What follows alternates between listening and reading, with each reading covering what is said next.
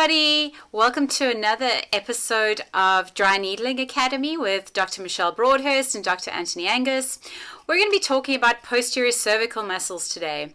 They're a little bit scary for the new practitioner or somebody who hasn't really worked in this area, but I can guarantee you they're a piece of cake and they will change your patient's headaches, neck pain, and a multitude of other things in an instant. So these muscles are ropey band-like structures that lie on the posterior aspect of the spine.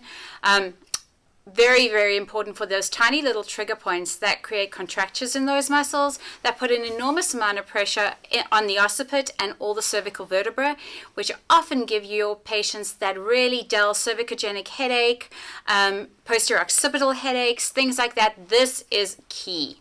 So what you're going to do is you're going to look at isolating those muscles, figuring out where those trigger points come from with just pinpoint specific palpation, and then you're going to trap those trigger points and always be very careful with the size of the needle that you're going to use for these muscles because you don't want to go too deep. It's an area that is full of arteries, veins, nerves, so you've got to be a little bit wary here, guys. So what you want to do is make sure you isolate that trigger point correctly. You're going to angle your needle at a nice 45-degree angle, and you're going to very gingerly tap that needle in and look for that twitch response. So always have the patient lying prone. Remember that with dry needling, you can get a little bit of an autonomic nervous system response. So you always want to have your patient lying down. You never want to be that guy where somebody passes out in the middle of their treatment. It's not good for business. With these posterior cervicals, use a smaller needle, not a big needle, and slowly tap in. Fan your way around so that you find that trigger point. Your patient will tell you all about it when you hit it. And get rid of those trigger points. Those headaches will disappear in a matter of days. The posterior cervical muscles are made up of 3 muscle groups.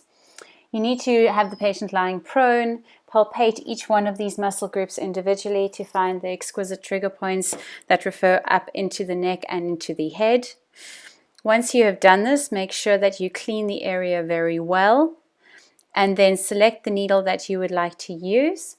When you are going to insert the needle, make sure that you isolate those trigger points between your 2 fingers and then insert the needle towards the occiput, always at a 45-degree angle, and do a fanning technique in order to elicit a twitch response. This should, in most cases, send the referral pattern up towards the head or into the neck.